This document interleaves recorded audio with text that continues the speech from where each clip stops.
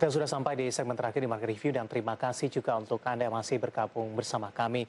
Dan kita lanjutkan perbincangan bersama dengan Bapak Ananda Idris, Ketua Mega 1 Apindo. Pak Ananda, kita lanjutkan kembali, Pak. Halo, Pak. Ya, di luar dari investasi pabrik mobil listrik, Pak Ananda, sebelumnya Direktur Pertamina menyampaikan proyek ISS ini menarik, di mana tampaknya Tesla cukup tertarik dibandingkan dengan pembangunan pabrik mobil listrik di Indonesia. Bagaimana para pelaku usaha melihat terkait dengan seberapa menarik atau seberapa menguntungkan proyek dari investasi energi storage system ini, Pak? Saya rasa kita mesti melihatnya lebih dengan kacamata global tadi ya. Ya. Ini menggunakan bikin pabrik mobil listrik itu adalah dalam satu konteks di mana energi baru akan berperan untuk menggantikan peran energi lama lah boleh dikatakan ya. Nah peralihan dari energi yang tradisional yang lama ke energi baru itu apakah sudah jelas? Itu kita bisa bertanya kepada diri sendiri apakah sudah jelas. Saya menghargai sekali upaya Mina untuk pindah dari perusahaan minyak ke perusahaan energi, di mana salah satu upaya perusahaan energi adalah memberdayakan mobil listrik, gitu ya. Nah, jadi ini upaya yang baik dari Pertamina. Cuman apakah dari segi pemerintah atau dari segi institusi lah atau dari institusi yang berperan, apakah kita memang sudah siap untuk pindah dari energi fosil namanya kan migas ke energi baru, karena banyak hal-hal yang masih berupa tanda tanya dalam peralihan ini. Kita lihat pengalaman kita dulu di yang namanya geothermal atau geothermal uap ya, untuk listrik itu dari dulu sudah terpikirkan tapi sampai sekarang itu tidak jalan. Berarti upaya kita untuk pindah dari energi yang namanya energi fosil ke energi baru, kita belum siap. Apakah kita sekarang sudah siap? Itu yang kita mesti tanya kepada diri sendiri, dan apakah Pertamina juga melihat itu dengan kacamata yang lebih global, karena ini bukan hanya bikin pabrik ES tadi dengan Tesla, tapi nanti memasarkannya gimana, nanti dia beli nikelnya gimana. Nah itu yang mesti dipikirkan, begitu Pak. Baik.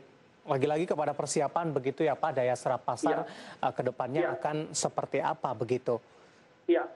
Tapi sampai sejauh ini Anda melihat bagaimana dari sisi kesiapan faktor pendukungnya Pak? Mungkin dari sisi infrastruktur, apakah ini bisa dilakukan seiring berjalannya dengan rencana ini atau memang harus matang-matang dipersiapkan terlebih dahulu Pak Ananda?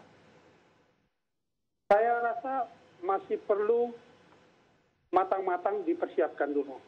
Upaya untuk menerapkan yang namanya Omnibus Law itu sudah baik. Ya. Tapi sekarang ada peraturan pemerintah yang dikaitkan dengan Omnibus Law itu, bagaimana penerapannya. Itu udah bagus. Tapi sekarang di lapangan itu nanti penerapannya gimana? Saya saya tidak mau bilang khawatir ya, tapi masih perlu waktu lah, boleh dikatakan. Dan saya juga tidak mau terlalu pesimis, karena hilirisasi daripada proyek ini itu penting sekali, karena itu perlu kita dukung. Kita sebagai perusahaan kita akan dukung hilirisasi tadi ya, tapi kita juga menginginkan suatu persiapan yang matang dari segala lapisan dari pemerintah, apakah itu pemerintah daerah, apakah itu regulator, apakah itu kementerian terkait. Itu masih koordinasinya masih dibutuhkan lah, gitu, begitu Pak. Baik, tidak dalam arti kata pesimis tadi, tapi Anda lebih mengarahkan kepada ada kekhawatiran begitu. Apakah ini juga melihat atau pengalaman dari program-program sebelumnya Pak Ananda? Saya melihat itu dari program-program, kalau saya yang lebih ini kepada migas, sektor migas kita misalnya, belum ada kesiapan kita untuk meninggalkan migas atau untuk memanfaatkan sisa-sisa migas supaya lebih bermanfaat kepada konsumen. Itu masih belum ada. Nah, itu kalau itu udah jelas dan itu bisa kita alihkan kepada energi baru tadi, mobil listrik itu akan jalan dengan sendirinya. Tapi saya belum melihat ada koordinasi yang baik. Saya tidak pesimis. Ya. Saya bilang masih butuh waktu, gitu aja. Oke, baik.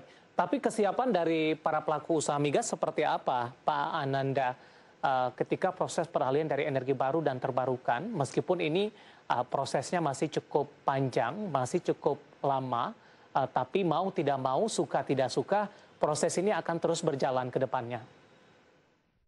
Itu pasti harus berjalan, tapi harus juga sinkron dengan masalah-masalah infrastruktur tadi, masalah-masalah peraturan, masalah-masalah perundang-undangan. Misalnya undang-undang migas kita nggak ada, gitu ya, atau belum ada. Misalnya undang-undang energi baru terbarukan juga belum ada. Katanya tahun ini akan ada. Tapi, nah itu yang mesti disiapkan dari pihak legislator untuk mempersiapkan para pelaku industri bagaimana mereka akan bekerja. Dari sektor tambang itu udah mulai jalan, undang-undangnya udah ada.